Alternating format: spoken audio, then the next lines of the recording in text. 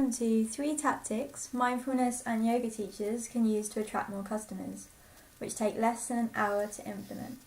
I'm really excited to have you here today, and I am sure that if you implement these tactics in your business, you will win and attract more customers.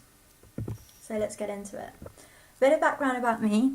So my name is Cheryl, Shez, or Sheza as my brother likes to call me, and I've been in digital marketing now for over 6 years, specialising in content marketing and organic promotion.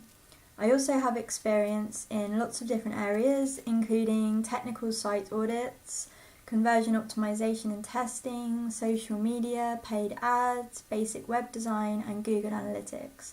So I've got a really broad kind of experience, not only how to drive customers to a website, but what happens when they actually get there, and looking at how they then convert into a customer or maybe an email sign up or whatever you're actually going for. I've worked for various companies and clients.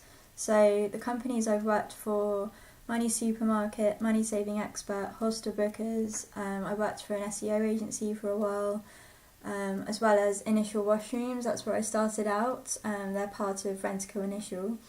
And some clients that I have worked for, so I've worked for both startups that are well-funded startups like Rock, Paper, Scissors and Toothpick, as well as smaller businesses like solopreneurs as well. So I've had a really broad, not only experience in terms of digital marketing, but also in terms of the clients that I've actually worked for as well.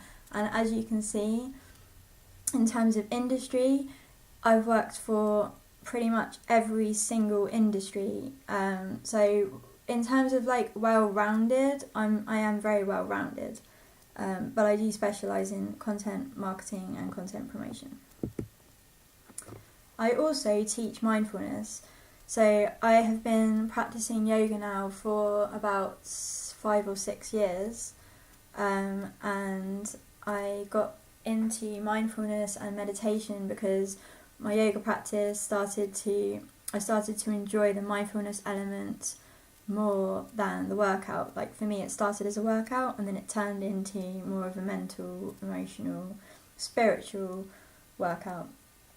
So as I started to explore those areas, I then looked into mindfulness and meditation and realised that was where my real passion lied, and that's where the real kind of benefits of the practice come from. And so I started sharing that with others, and the feedback that I got from those experiences was really positive. So that led me to decide that actually this is what I want to do now, that I really want to encourage more people to try out this practice. It might not be for everyone, but I think that if we just give it a go, if someone just gives it a go and they find that yes, this is great for them, it can bring really deep benefits into their life, and that's really where I want to direct my energy. So I started teaching and sharing mindfulness and what I've kind of learnt, my own insights from the practice, and I started running a group called Lisbon Creative Mindfulness. Well, actually it started off as Lisbon walking meditation, because I started doing walks around the park and then incorporating elements of mindfulness into that. And then I decided that I wanted to explore new areas within mindfulness, like how to teach mindfulness. So I then changed the group to Lisbon Creative Mindfulness and started running. I've done flow painting session, connecting to your creativity and releasing your inner child, and just experiencing the paint on the paper without trying not to worry about what it's going to come out like, but just really going into that experience. I've also done sessions around mindful journaling, as well as the walking meditation, teaching mindfulness in the park, taking people out into nature, in hikes. There's a really beautiful area close to Lisbon called Sintra, which is absolutely magical. If you ever come to Portugal, if you ever visit Lisbon, definitely check out Sintra. It's only 40 minutes on the train, and it's just such a beautiful, it's just so beautiful, full of a million different types of trees. Like, if you love trees and forests, then Sintra is a great place to visit. Anyway, so I tried lots of different events and different ways, techniques to teach people mindfulness and try to capture their imagination. I think one of the issues with mindfulness is that people know, now they've heard enough about it that they know it's important, they want to learn it, they want to try it. But I think when it comes down to, okay, what am I going to do this Sunday? Am I going to go out with my friends to the beach, or go out with my friends, down the pub? Or am I going to go and sit on a cushion and look intently at my emotions? I think at the end of the day, only a very few people are actually going to go and do the second option.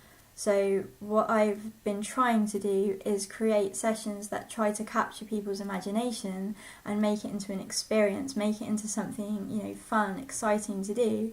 And then they also learn about mindfulness as well at the same time. So that group's been going really well, and I decided it was loads of fun. I really enjoyed it. So I have now spread that out to different cities around Europe.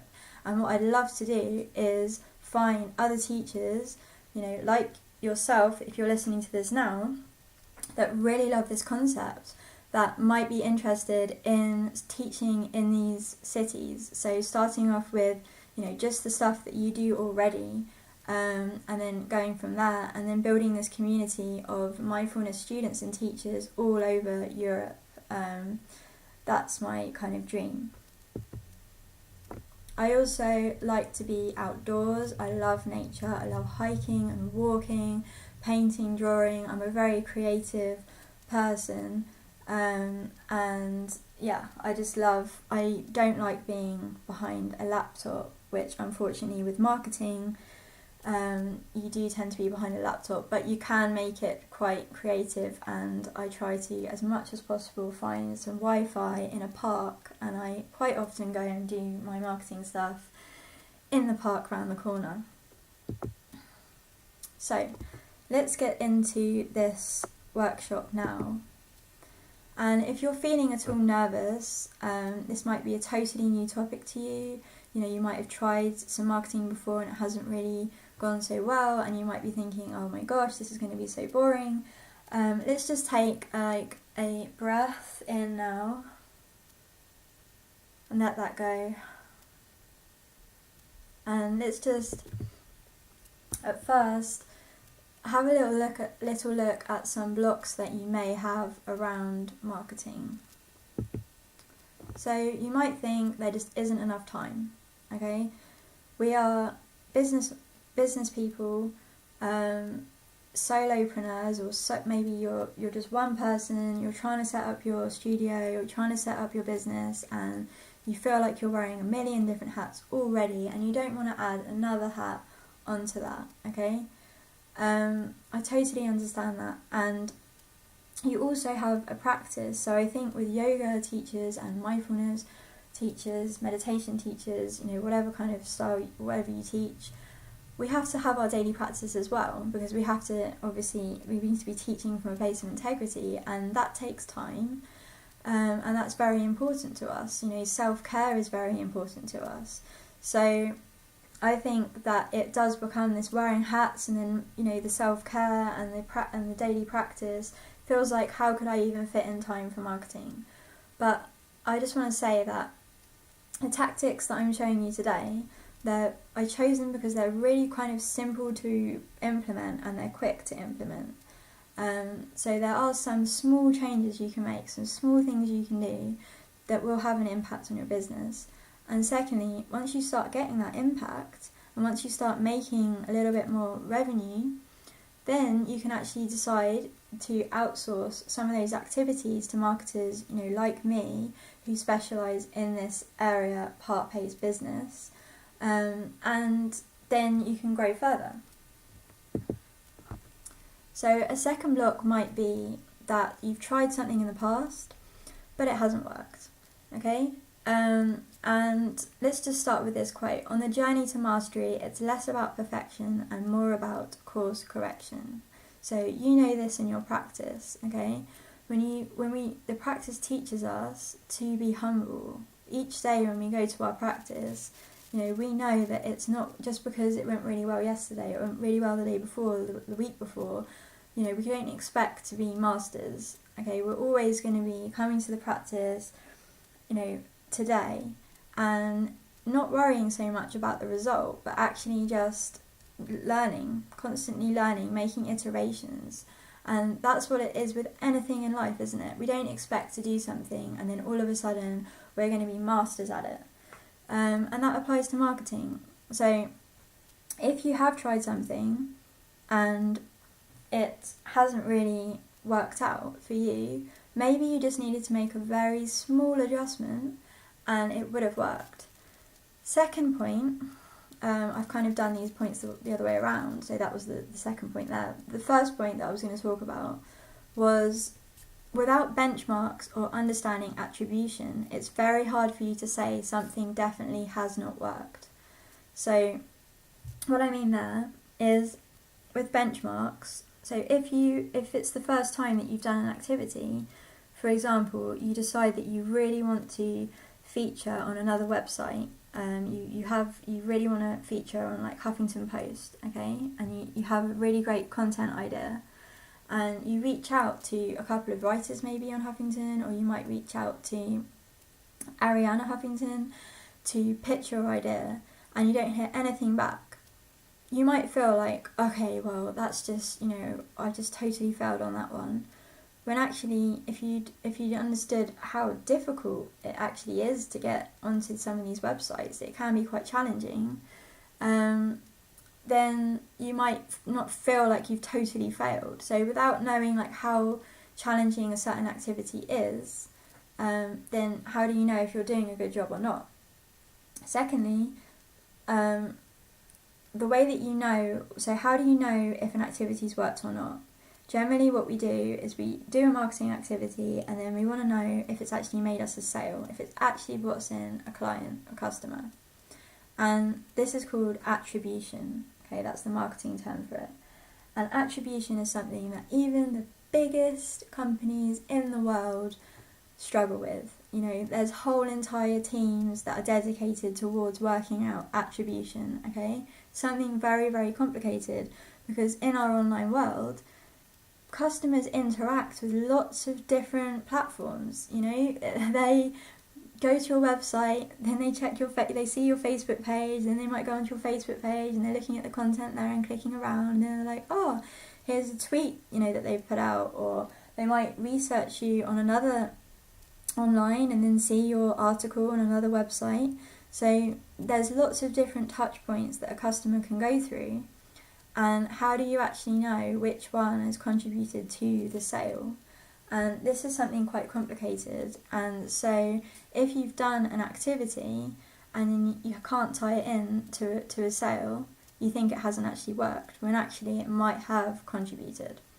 So there's all of these areas here that say if you have tried something and it hasn't worked, or you think it hasn't worked, then perhaps it's just the not having so much experience in that area, and it has worked, you just don't know about it.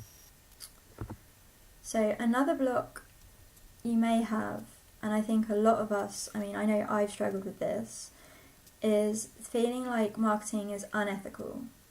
So when I left my corporate job, I ended up in a financial services company doing marketing there. I had this really bad opinion about marketing for a while. And so I actually haven't done as much with my business as I could have over the last few years because of this block. And we feel like, we might feel like that the practices that we're doing, that we are actually fighting against all this noise, all this distraction that's going on out there, and we're asking people to come to themselves, to connect with themselves. And so these two things, connecting with ourselves, connecting with our emotion, connecting what's going on, and all of this distraction and noise can seem like totally opposite, opposing forces. And how could we possibly use the distraction to market the connection? And I just want to say that basically it's just something that I feel like we have to do. Because look at this, look on the right hand side, this image here. This shows the digital ad spend of different industries, and you can see the kind of competition that we all have within marketing. And you can see the farthest down here, healthcare and pharma. So the smallest percentage is healthcare and pharma, and you can imagine what holistic services is just another smaller percentage of that ad spend there. Okay, this is US, but this will be roughly applied across different areas anyway. And I just feel like, with that kind of spend going on, this is our real competition. The competition isn't the yoga teacher down the road, the mindfulness teacher down the road, the meditation teacher. They aren't our competition. That's who we need to work with, because together we are a lot stronger. The real competition is these other companies here that are spending so much on advertising and spending so much on taking people away and distracting. So I feel like, okay, even if it's something that we don't really necessarily agree with, it's something that we need to take part in if we are actually going to be encouraging more people to this practice, which is, I feel, really, really important that more people are encouraged to do. So, yes. Next point. So you might feel like marketing is very confusing, and there is a lot of different strains and different channels and different ways to market your business. But one of the things that I would love to do in this group is just give you the tactics that I feel are going to be the most beneficial to you, the quickest for you to do, that are really targeted for local business and for your industry. So feel free to ask questions in the group, and you can sign up to get monthly webinars just like this. Well, either webinars or workshops, I haven't decided yet. But you'll be getting monthly content exactly like this, which is going to be action driven, step by step, and chosen for your business. So I really want to take the confusion out of it for you. And today I've picked these tactics because they don't require specialised skills, they're low cost, they're targeted for local marketing in your business, and I'm going to take you through them step by step. So let us take another breath in. Exhale, relax, and let's go into this with an open energy. Tactic 1. Add your business to Google My Business, and this should take you no more than 15 minutes. So why would you do this? Well, you wouldn't put your studio here, would you? You wouldn't put your studio in the middle of a desert where no one is going to find you. So why would you put your studio on page 6, 7, 8 or 9 of Google? We all know that our customers are searching for us, okay?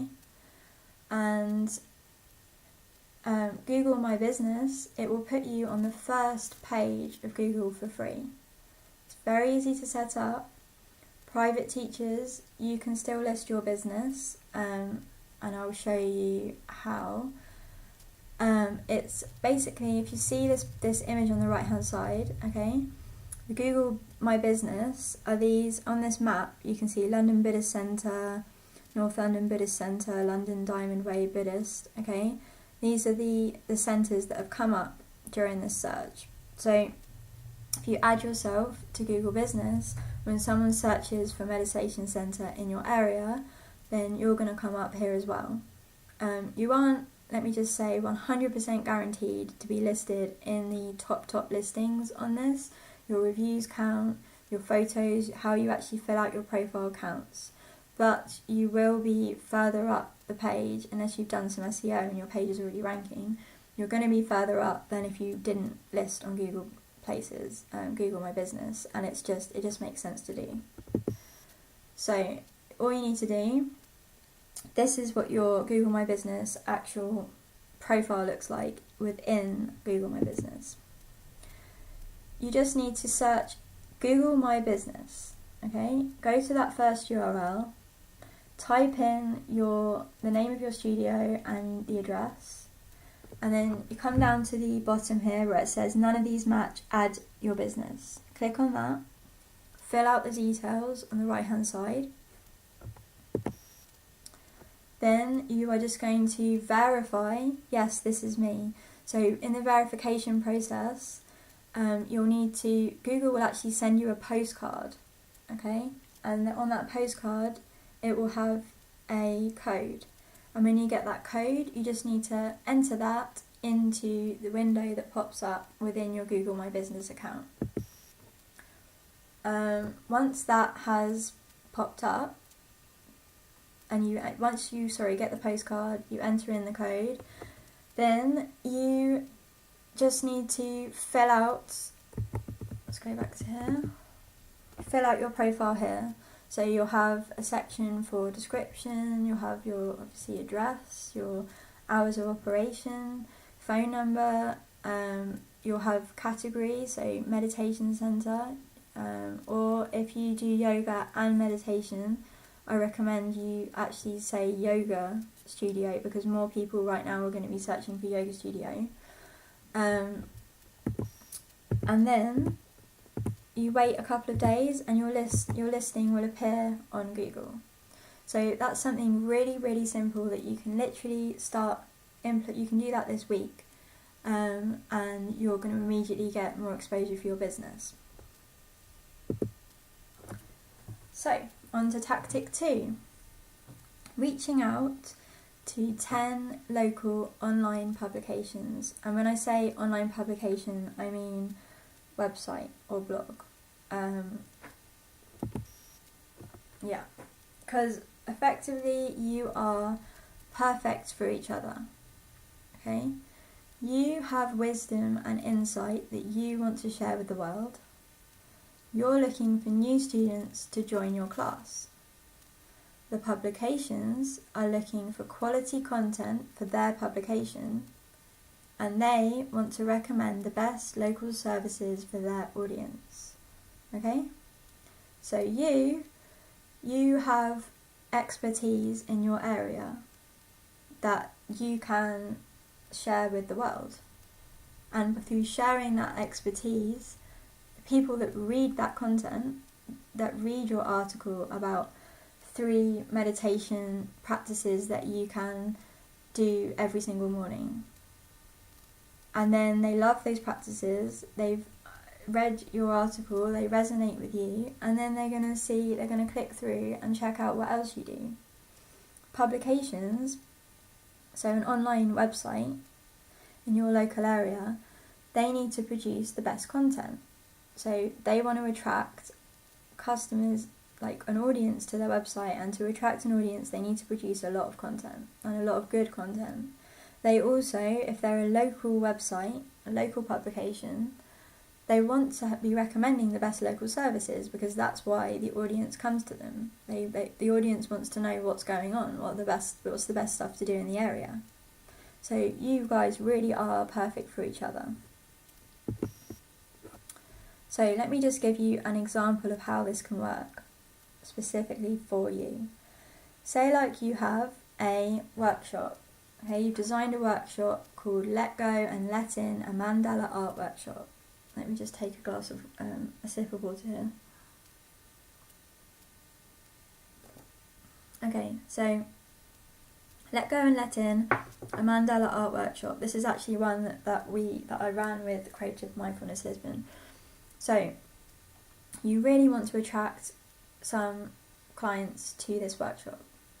You would approach a local publication and you might pitch them some content. So there's different ways you can do this, and it depends on the publication you are approaching and also your style and like what you prefer to write about. You can go for a personal angle. So you might want to publish something like how I let go of my fear of public speaking and it changed my life. So this is something really personal. Person reading is going to really get to know you. You know, you're opening up and you're sharing something with them to help them reflect and understand if this is relevant in their life. And then from there, they've understood a practical example about how letting go has actually helped you in your life. And then at the end, you'll talk about this workshop that you're doing and that you want to explore this subject with this person. So if it's resonated with them, if they've connected with your story, they've connected it with something in their life, and then they see that you're running this workshop, they're going to click through and check out, oh, and it's in my local area, this is really interesting. You can do a tactic type of content. So this is something like 3 ways your fear is holding you back from growing. So this would be something really, really tactical, that the person can actually maybe identify which kind of fears they're having, and how it is actually stopping them from growing. You might have a really focused type of content which is specifically just about the workshop that you're running. Create a mandala and explore letting in new opportunity with creative mindfulness. Okay, so in this content, I've gone for the more positive angle there, letting in rather than letting go, new opportunity. But it's very targeted at the workshop content itself. That I would recommend, just as an added tip, is that the closer to the workshop you get, the more focused you want to get as well. So you could, if your workshop's 2 months away, say, you could start with more personal content or tactic-based content in these publications, and then once you get a couple of weeks before your workshop, then you can go for a more focused angle, which is just going to, you might have customers that have actually already seen a couple of your pieces on this publication, and then they're like, I remember this, and then you're giving a full focused review of what's going to happen in your article. So, finding publications, how do you actually go about finding the right places to speak to? So in this, Google is your absolute best friend. So you want to search keywords like what's on in your city, workshops in your city, yoga classes in, meditation classes, mindfulness classes in. So these kind of keywords. And you always want to put your city in there as well, because we really want to target local publications. This is about attracting customers to your workshop. So it's unlikely that you are going to find a customer coming all the way from the US, say, or even from the other side of whichever country you're in. You want to be targeting your city. The ideal publications that you're looking for, once you've Googled, once you've scanned down the list of search results, and you're clicking manually onto the search results, you're looking for publications that ideally they advertise and promote local events, classes and workshops. Ideally they have a section for blog and article content, because you need somewhere for your content to go. And ideally, they need to have a local engaged community. This is something that, the more you learn about how to identify the right types of websites, the easier it is, or the less time it will take you to do this kind of online PR stuff. And it's something that I will do a workshop all about this, showing you some really cool tools that you can use to identify where they're targeting, what kind of traffic they're actually getting, how much traffic they're getting, and whether the site is actually relevant for you. Because I think this is where a lot of people have trouble. They end up writing for sites that don't have any kind of audience, or the audience is totally different from them, and then it's just kind of wasted energy. But one way that you can really quickly now just have a quick look to see how engaged their community is check out their Facebook page and just see how much engagement they have on their latest posts. So if they're posting stuff and it's just like nothing, they don't get any likes, no shares, no comments, completely nothing there, then it's probably not a very good target to go for. Like, you want a publication that posts, they don't need to have like 10,000 shares or anything, but at least 1 or 2 likes shows you that they are actually connected to what their audience actually wants, and their audience is actually listening to them as well, which is very important, if you want to actually have their audience listen to you. So, once you have your publications, so remember we're going to be reaching out to 10 publications, that's the goal. So once you have your 10 local publications that you think this is a really good fit for the type of content that I would like to pitch to them, you're going to list these websites down in either Excel. Excel is probably the best way. If you don't have Microsoft Office, then you can use Google Docs. So they have like an Excel version. Just type in Google Docs, and then if you don't have a Gmail account already, sign up for that, and you can use that. So list each website down on some kind of a spreadsheety type tool, and then you want to find the right email and contact name. So if it's a small publication, you don't worry too much. Just if it's like a single person, like a blogger, a local blogger, you're just going to reach out to the local blogger. If they're like someone like a version of Time Out for your local area, they might actually have different departments. So you want to try and get a contact in editorial. Ideally, not marketing or advertising, because if you go through marketing and advertising, you're probably going to have to pay. If you go through editorial and you're just pitching them editorial, then usually you won't have to pay. So, you want to find an editorial contact. You can do that you can go on LinkedIn and you can do a profile search for that publication and plus editorial and see if anything comes up there. Check the footer of the website. So usually on the footer there's like a link which says like contact us or about us, and when you go to that page there's usually details there. Or if you don't have any luck, then you can go to the Google and you can use this search parameter. So you want to type in site and then the website and then contact, so the keyword, in these little like brackets. I always forget what these are called. Speech marks. Speech marks. This will basically search the domain for that keyword. So, domain website URL. It will search that website that you're looking for with that keyword there. So the contact page should pull up, because on that contact page they're going to have the word contact written.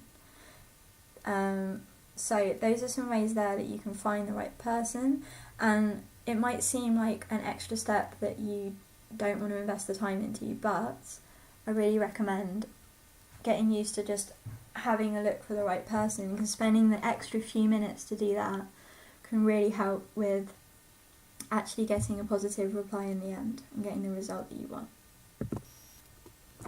So the pitch. I am going to put a PDF download in the video description. So just download the pitch template and you can use that, and you can slightly adjust it for your tone of voice if you want, but it might be helpful for you just to have that.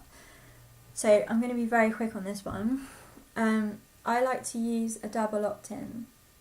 So basically that means rather than immediately pitching your content and what you want to write for this publication, you can just reach out first of all just to say, hey, I really love your website, and I just wanted to introduce myself, this is what I do.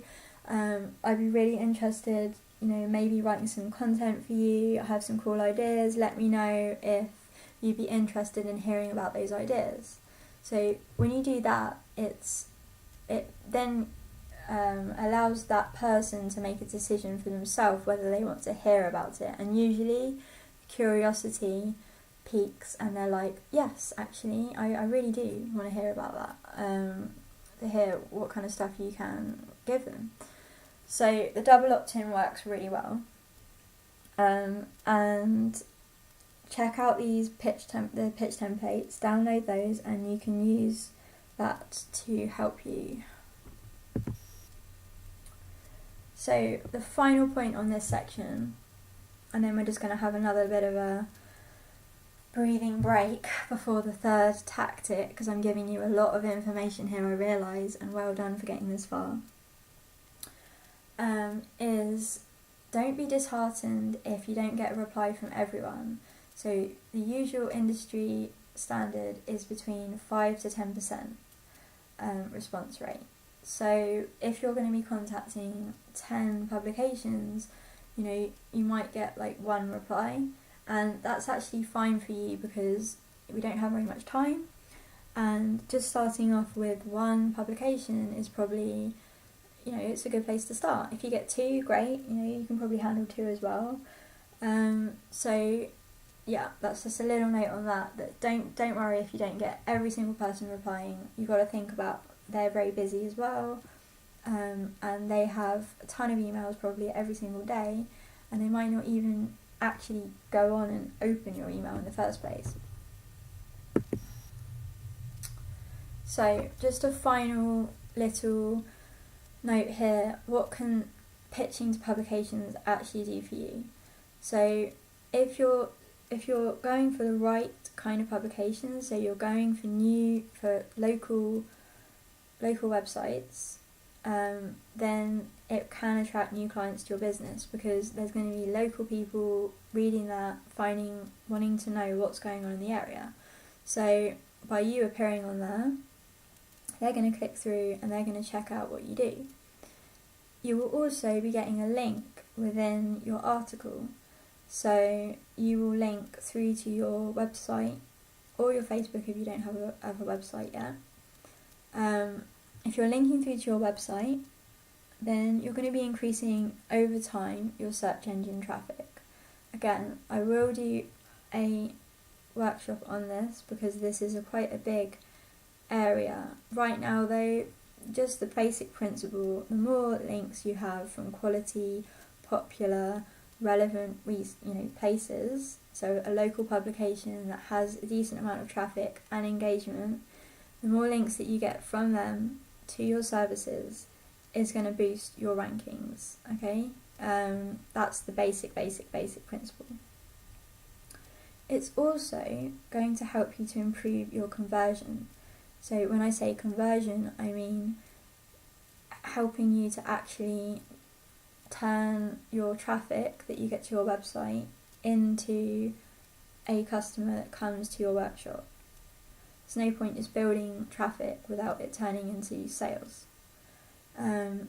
It does this in a few ways. One, you're establishing more trust. Okay, so you can, if you like, if you appear and say time out, you can on your website say featured in time out on your website. So any of your customers, either returning customers or returning visitors to your website or new visitors, they're going to see this. They've been in time out. Time out's featured them.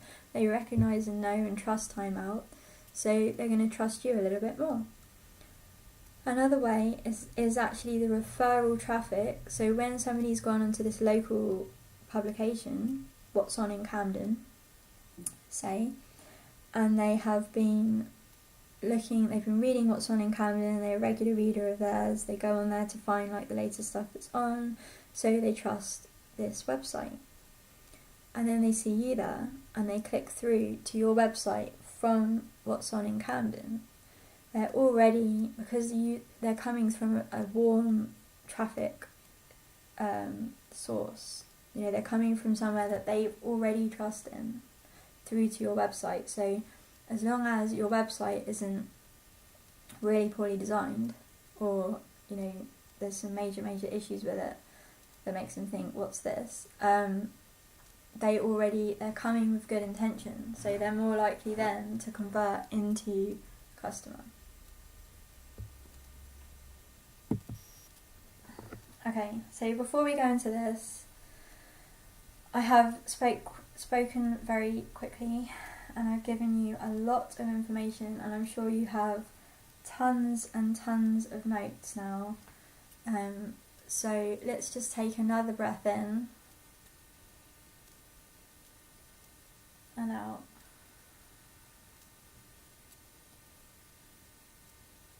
And then just take a moment now to come back and just let everything die down, all the buzziness, so that we can really just focus on this tactic 3, because tactic 3 I think is I think it's a really great tactic, basically. I think it's really underutilized, and I think it's a really, really amazing tactic to implement for your business. So reaching out to 3 local businesses, that is the goal. Reaching out to 3 local businesses. And before we do this, actually, I am just going to take another sip of water. Sorry, should have done that before.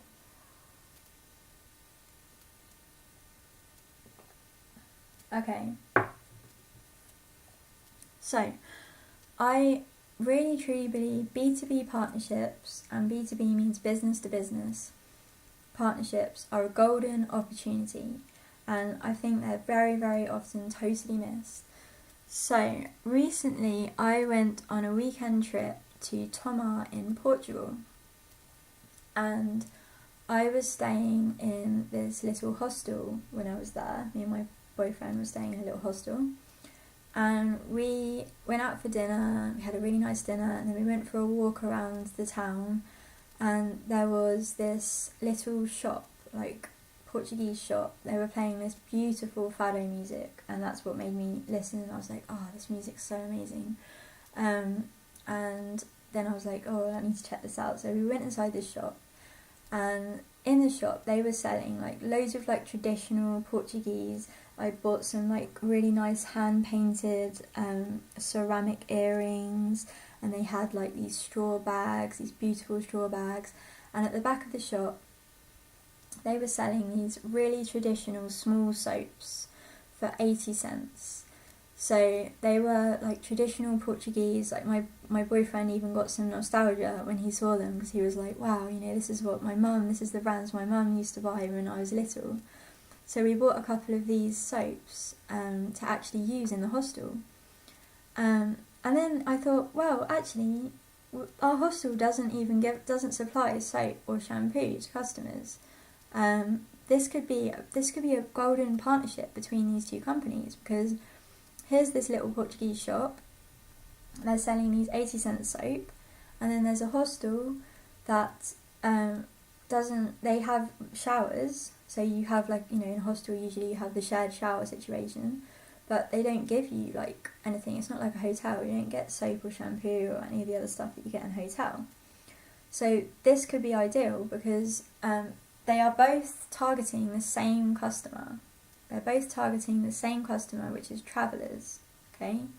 And they were both very aligned in terms of their like branding and the kind of how they were presenting themselves to travellers as well.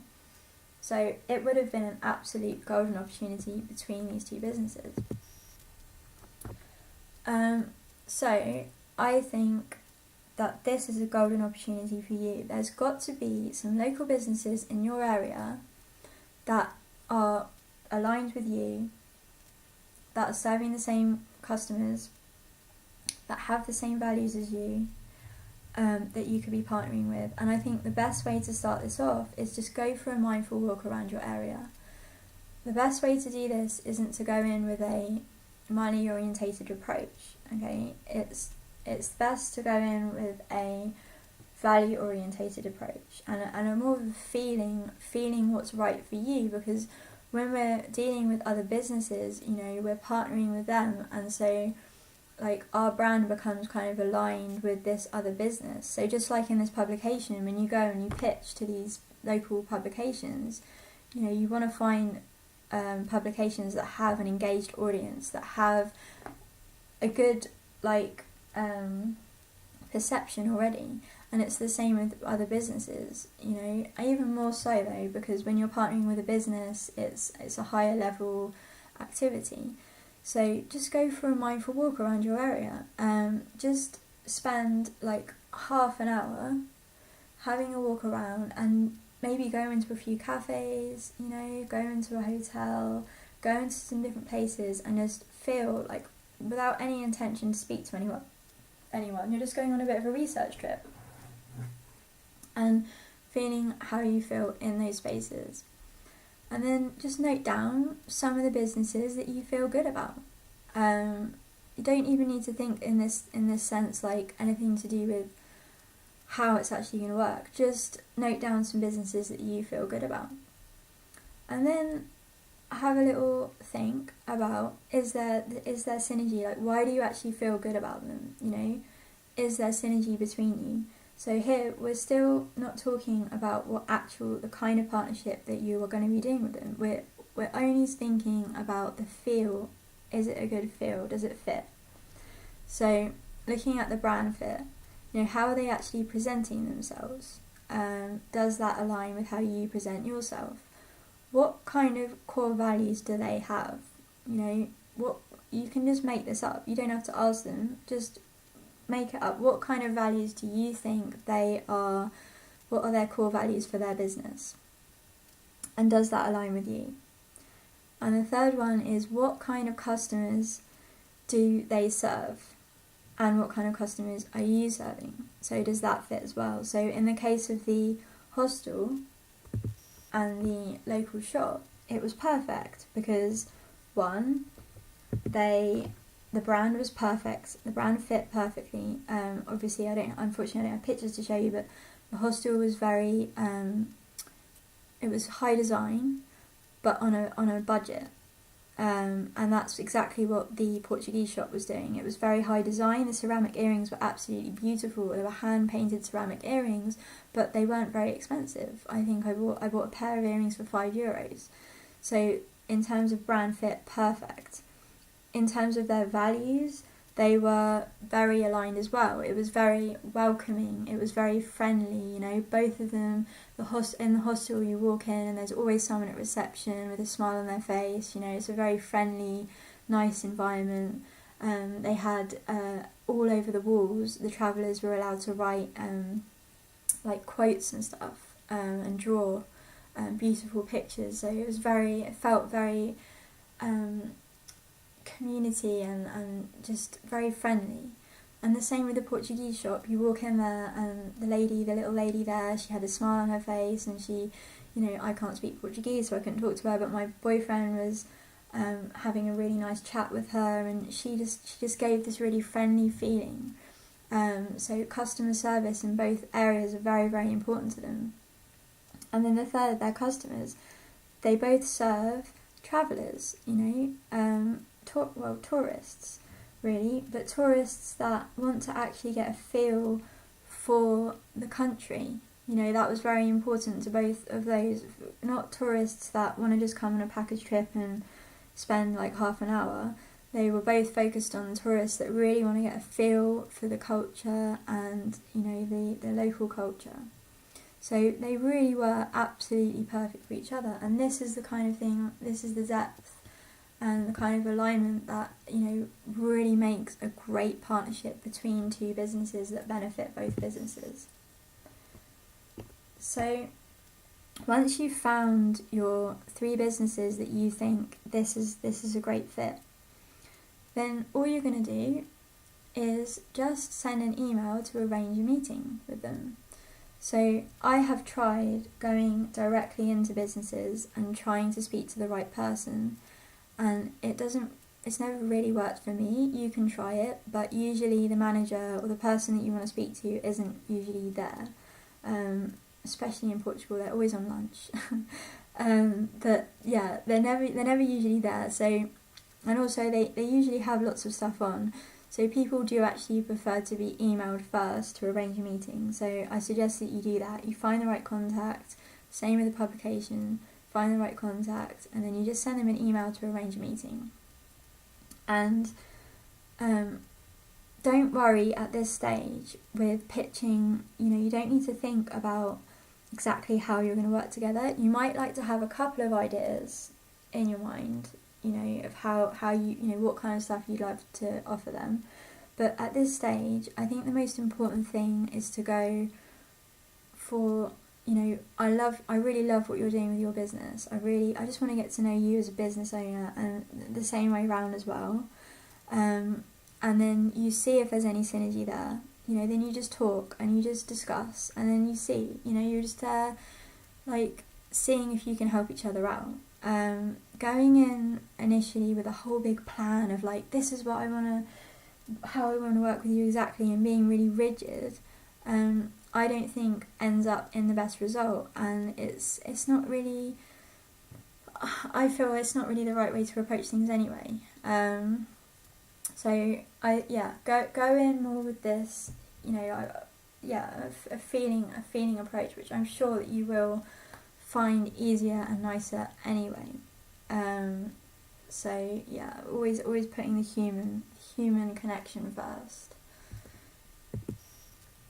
So that is the end of these 3 tactics here, and I honestly really, what I think you should do is, I'm going to sum this up at the end, but just put some time into your calendar, because I know that right now you've been listening to this for almost an hour, so you're not going to be doing this straight away. But what you can do straight away is just put in your time in your calendar for even next week or for tomorrow or whenever you want to do it. Just block out an hour to implement one of these tactics, okay? I think that's a really great action to take, because honestly, if you do actually implement these, you are guaranteed to attract more customers. It is guaranteed if you implement them in the way that I've stated. If you implement them and you don't, please just tell me in the group. There might be something I can help you with. There might be something we just need to adjust slightly. And I really want to make sure that you do get results out of the things that I'm suggesting for you. Because that is what we want here, isn't it? We want to attract more clients, more customers, and get more people practicing mindfulness. That's what it's all about. So the final bonus tactic is listing on creative mindfulness. So as I said before, and I kind of just want to go back, I might regret this, just to show you again the visual. Okay, this group here. So currently we're in 17 cities. Our biggest groups are Dublin, London and Lisbon at the moment, but we do have growing audiences in many other cities, so I'm going to give you the link so that you can check to see if your city is listed and how many members are in there. But the bonus tactic is basically, I'm opening all these communities up for you to list your classes on these groups. Okay? So that is my bonus tactic, and I recently listed in Lisbon, I recently listed Zoe from Ministry of Yoga, and I just wanted to read her testimonial from that listing. So she said, as a new business owner, I've been researching and trying different types of advertising to get the word out that we are here.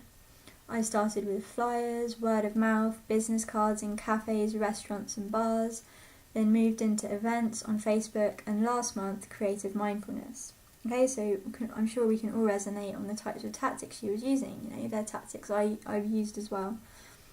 The event I organised in July was a 21-day challenge for students to learn and develop their yoga practice. I attracted 3 new participants through Creative Mindfulness Lisbon to the challenge with 100% retention as members ongoing after the event. So she had 3 new people to her challenge, and they all signed up for her monthly membership at her studio. I feel the clients which came from Meetup have qualities where they want to explore new experiences, worldwide backgrounds, and integrate well in group situations. So she really liked the type of client that came from Meetup as well, which is also very important if we're trying to create a certain feeling in our classes. I earned €105 from these clients taking part in the challenge, and will make an additional €150 per month in memberships. So she also made money from this listing. In fact, I gave her this listing for free to try out. So this was all totally profit for her. So, when you subscribe, to, it's called the Root membership, okay? And if you decide to subscribe, I'm going to give you access to list your class on your local group, and you can list unlimited classes. So it's €15 per month, and you can list whichever classes or courses or whatever you're doing. I'll add you as an organizer to the local group, and you will get access to do it yourself. So this is a bit where you might get, I hope I don't offend anyone. This is my energy meter, okay? And okay, on this, I have to place creative mindfulness in the community that I kind of want to create within the market. And there is a clear kind of split in the market. We are all doing the same practice. We are all doing amazing, beautiful, fantastic work, which it's just beautiful, okay? But there is a kind of divide, isn't there, between the more kind of spiritual side of work, which is like the tantra or the white energy or the shamanic. That's what I call the more spiritual kind of classes and workshops and retreats. And then there's the very secular side, which is I see as like the John Kabat-Zinn stress reduction course. I see that as very kind of secular. You have the more kind of clinical, scientific side. I would like to try and create creative mindfulness as a community right in the middle of those two things. So it's still a secular community. People are, it's mindfulness, so people are signing up because they believe in the non-religious stance that mindfulness brings. But it still recognises that, mindfulness has its roots in Buddhism, okay? And so it still recognises the spiritual elements, but without being having heavy kind of spiritual religious tones. So I think of it as basically secular with heart, okay? And okay, I know that secular has heart anyway, so I know that people can be like, but secular has heart, Okay, I do totally know that, but I mean in terms of branding. So rather than it being clinical, scientific, I think the clinical scientific stuff, but still adding a bit of fun, a bit of, heart, a bit of colour, a bit of, I mean this in terms of branding and how the feeling that I really want to create in this community. So there's some things that I've learnt about the members that join Creative Mindfulness, and here they are. Members really want to increase their focus, they want to reduce stress and anxiety, they really want to just relax. I know that we often go on about mindfulness, it's not just about relaxing, but a lot of people just want to relax after a stressful day. So that's very important to them. They want to, dealing with brain overload, the fuzziness, the monkey brain, whatever you want to call it, and they want to try something new. So a lot of the members, they really do like trying new things. From the past testing, I've realised that they don't like highly spiritual religious workshops or classes. So on this meter that I'm talking about, they don't really go for those kind of spiritual classes. If they want to go for that, they would sign up to a different kind of group. They do want to meet other people locally and make friends. So a big part of why they come to these sessions is because they love meeting other people. They really love expressing themselves and sharing. So I've found that the people that come to my sessions, they really love sharing, interacting, and yeah, that's something really, really special about the types of people that sign up to these groups. They prefer lower prices or free talks, but they're more concerned with the value offered.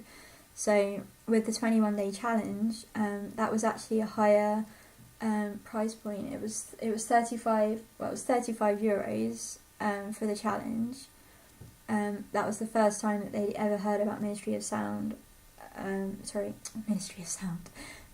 Yoga. Or most of them anyway. But because it was very high value, Zoe was offering, I think each class worked out to like just over €2. So that's why she got really good uptake. And it was very high value. So they also love nature. So they tend to be travellers, explorers who really love nature.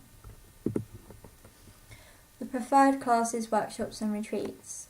So I'm just going to go over this again. Meditation without a strong religious stance. All the mindfulness classes except Jon Kabat-Zinn's 8-week stress reduction. Yoga classes with a clear intention to increase present moment awareness. Art, dance, body movement, hikes into nature, sound therapy, which all incorporate elements of mindfulness and present moment awareness. So really, if you are doing something with an intention to increase present moment awareness for your students, then that's something really great for us to list on the group. The two things that I just want to stay away from are any meditation sessions with a strong religious stance. So if it's specifically for like Buddhism, for instance, or it's very highly like spiritual, like a kind of tantra workshop. If as well it's a mindfulness class with a very heavy secular, so I just want to stay away from like both ends of the spectrum, ideally. But there is movement within that as well. So if you're not sure, then please just like email me, message me, and let's chat about it. Because I am just learning. I'm learning about this as well. It's quite difficult to set these kind of. I want to create this certain kind of feeling which I've described to you, but obviously I'm still learning about how to actually create that feeling. So I'm learning. We're all learning. So when you subscribe, you will also receive. So when you subscribe to this group membership, you'll get your. I'll add you to your local group where you can start listing your classes. You'll also get access to monthly marketing workshops just like this. So there'll either be live webinars or there'll be workshops like this. I haven't decided which one yet, mostly because I don't have much experience doing live stuff, and I want to make sure that you get the most value out of these.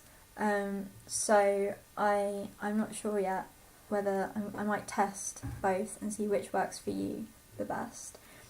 They're all going to be targeted for local business, step-by-step instruction.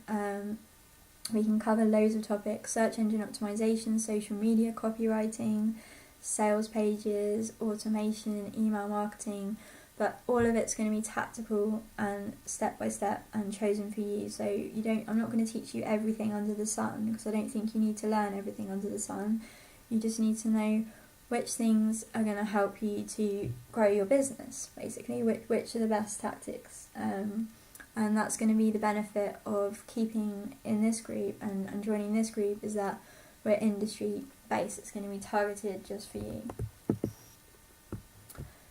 So, just to summarise this workshop here. So we've had 3 tactics and a bonus tactic. So adding your business to Google Places. Sorry, that should say Google Business. They changed from Google Places. Add your business to Google My Business. Number 2, reach out to 10 local publications. Number 3, reaching out to 3 local businesses. And number 4 is a bonus tactic, listing on creative mindfulness. And if you have any questions, feel free to email me at citycalmweb@gmail.com, or I really encourage you to ask questions in the group, because others were going to benefit from your question and also the answers as well. And it's not just me that can answer the questions. If you have experience in that area, or you have insight, you might have tried a certain tactic or whatever, feel free to answer the questions as well, because this is all about, it's not just me, we're all in this together, learning together. That's the whole point of this group. So actions you can take right now: booking your time in your calendar to put one of these actions into place. That's really important, because there's all these rules around, once you finish an activity, if you actually take an action, even a small action that tells you to implement what you've learned, you're going to be far more likely to implement it and get results. And getting results is what's going to encourage you to carry on with learning about the stuff, So it's very, very important. Book out time in your calendar right now. I said an hour, even half an hour is fine. Half an hour within the next week for you to sit down and implement one of these tactics. Number 2, download the pitch template in this video description and save that to your computer so that you have it there ready for you when you want to do your pitching. Number 3, subscribing to the Root membership. So if you want to keep getting these monthly workshops, and if you want to just get your class right now in front of, depending on which group you're on, hundreds of members in your local area, then listing to the Root membership. And you will find a link in this description as well where you can sign up for that Root membership. It starts from €8 a month, so it's really, really good value. Sharing as well, if you want to share the Creative Mindfulness URL, which is here on Facebook, I'm going to do every month, I'm going to do a website audit worth €200. I'm going to give that away to one person who shares this URL with this hashtag, Creative Mindfulness. It's important you add this hashtag, because then I can actually track and see who shared it, so I can pick from the people that have shared it. And I'll pick one person and I'll do a website audit for you, and it will be obviously just for you, giving you, again, step-by-step actions you can take, really simple actions that anyone can take, so you don't need to have specialised skills, which is going to improve your either conversion or improve your traffic, depending on which one I think you need more focus in, or a mix of both. So that's really, really worthwhile doing. Just literally sharing this Creative Mindfulness community, sharing this website, you can potentially win that audit. So I think that's the end of, yes it is, the end of this workshop. So thank you so much for listening, for sticking with this, for taking in this information, for being open-minded, and I'm just so excited that you are here in this community, and I'm just really excited for what we're going to learn and do together. And I really look forward to seeing you in the Facebook group and hearing any questions you have about this. And yes, enjoy the rest of your day or evening or whatever time it is. So bye for now.